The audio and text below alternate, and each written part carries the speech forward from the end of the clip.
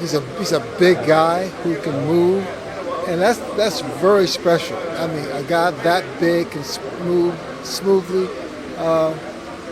Should be an exciting fight. I've never seen a guy that big move so gracefully. You know, we all have a little talent here, talent there, something special, and that's his specialness. He's able to move around with being so big. Tyson, he always brings magic, he brings excitement. He is a born entertainer, and this sport needs people who entertain. And there's no one better than Tyson Fury, the Gypsy King. He looks fresh, he looks trim, he looks in great shape. Makhmudov is a formidable opponent, but as you said, having a formidable opponent will bring the best out of him.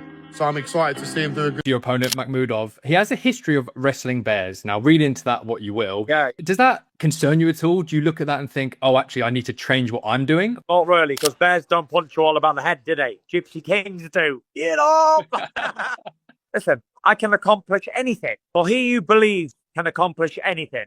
And for he who has no faith will accomplish... Tyson Fury is back, but this isn't just another flashy comeback for a quick payday.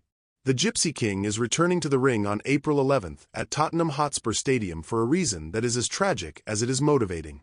After his back-to-back losses to Alexander Usyk and a brief retirement that many thought was permanent, Fury revealed that the turning point wasn't a belt or a ranking, it was a nightmare. With your name recognition and value, you could have fought me, and they would have put it on Netflix. Yeah. What made you pick a dangerous guy like this who's got dynamite in those hands? For that reason. It's no secret I don't get up for easy fights, fights. I don't get hyped. I can't concentrate. They just don't mean anything to me. I could go in there at 35 stone, 500 pounds and beat these guys. So I pick a dangerous opponent who's highly ranked, number 5, WBA. Very dangerous, big puncher. And it makes me train hard. It makes me respect everything, because I know that Arsenbek's a big puncher.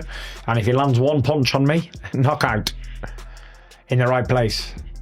How is because I'm sure you've kept up with things, how do you think the landscape has changed in the heavyweight division since you've been out? It's been very boring, to be fair, as long as all boxing. Without GK, boxing is dead. I am boxing. You're Mr. Versace, I'm Mr. Boxing. That's no fact. That's no lie. There's no exaggeration. That's true. Fury realized that, in this game and in life, tomorrow isn't promised to anyone.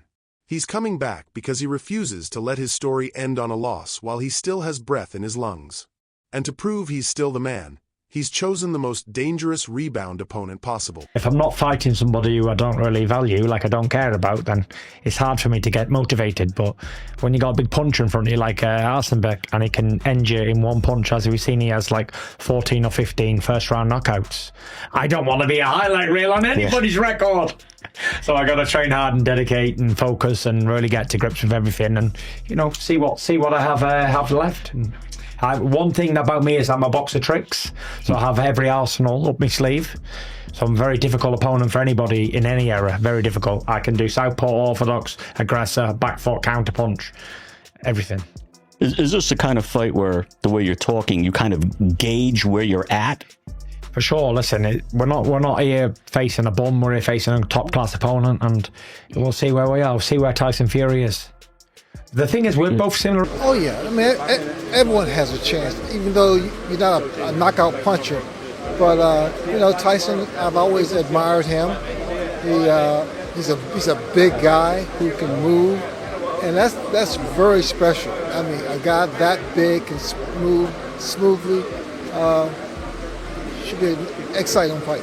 Do you think he's the best heavyweight that we've had since the days of the likes of a Muhammad Ali, the guy who's got that movement? He sort of moves like a middleweight, someone who's like 6'9", very elusive. Have you seen another fighter like that since the days of Muhammad Ali in the heavyweight division? I've never seen a guy that big move so gracefully.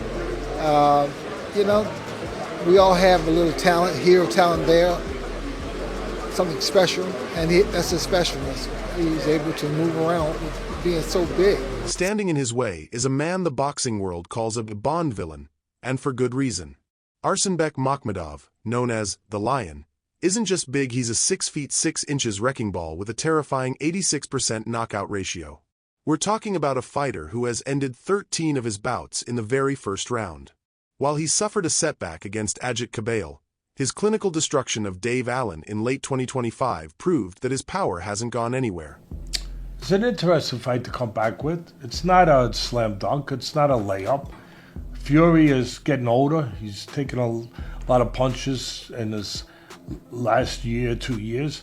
You know, for his fights with Wilder, his fights with Usyk, you know, and he's taken on a big giant of a man who has been knocked out, but also a giant of a man who can punch, who's tough, who's game. You can hit him.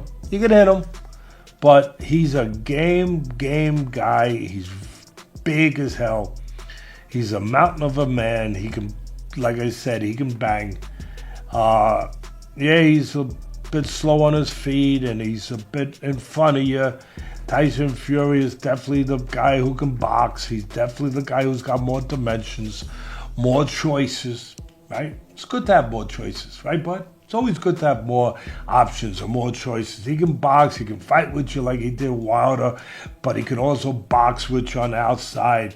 So, at the end of the day, you got to favor Fury, but again, that question that always looms over guys that are later in their career. What's he got left? Really, it always looms. It always looms like a shadow across above the ring. What does he have left? When does he get old? Makhmudov sees Fury as an aging king with rusty armor. This isn't just a fight, it's a chance to retire a legend and take his throne in front of 60,000 screaming fans. Do you watch Tyson Fury's Instagram stories, social media? Yes. Do you listen to what he says a lot? Yeah, he start to like trash talk and stuff like that. But chose bad way. But I told him, hey Tyson, like be careful, because I had a bad experience. One Irish guy, McGregor, he also chose bad way, make a lot of trash talking. And one guy, Dagestan guy, Habib, my brother, he destroyed him. Yeah, I said, listen, this can happen again. Yeah. Well, I was gonna say, just finally, I feel like you and Tyson could be friends away from this fight, right? But in the press conference today, do you think he might try and look over, be rude, be disrespectful? Not that he believes that, but just to be Tyson Fury. I don't know. But when he was in podcast, he was friendly, funny. I hope so. I mean, he was respectful. I hope so. We're going to be keep this way. Because this is much better for example for people, for young generation, to show them best example, to be, yes. Absolutely. Final one, do you put Tyson Fury into retirement forever? No more comebacks. Do you put Tyson into retirement? What'd you say? Do you retire Tyson Fury for good? No comebacks? No, I think it's social media say. I don't say that.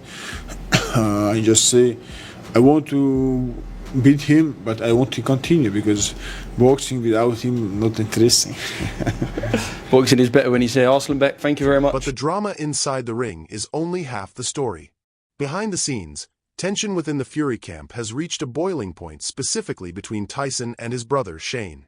In a series of brutally honest interviews, Shane didn't hold back, admitting that the two have been at each other's throats. He even revealed that Tyson called him a fat bee during a heated training row, while Shane questioned whether Tyson still has the discipline to compete at this level. How involved are you with the camps like now? I'm not involved at all. Yeah. Not at all. Never have been. Never have been. I've just been there for a bit of comfort and just to remind him of things, what he can do. And that's it. And arguing during the camp. You argue? Every second what? day. About what? About him being useless and that, half the time. And then he calls me a fat bastard, you never had a fight in your life, and then it goes from there, and then that's it, we're mates 25 minutes after. I love that. Good, isn't it? I love that. That's it. But listen, Tyson, if Tyson does drop a peg or two, he's only on the same level as all these. Yeah, because back when Tyson was Tyson, or he might be still, listen, what I'm calling Tyson, he would have played with these two in the ring. No harm to Daniel and the other fellow. Listen, lovely fellas and good fighters and all in any era. Well, Tyson was a special fighter and he'd have played with them all. Joshua a few years ago, he'd have played with. He wouldn't got hit by him. Now it's a close enough fight. We'll see.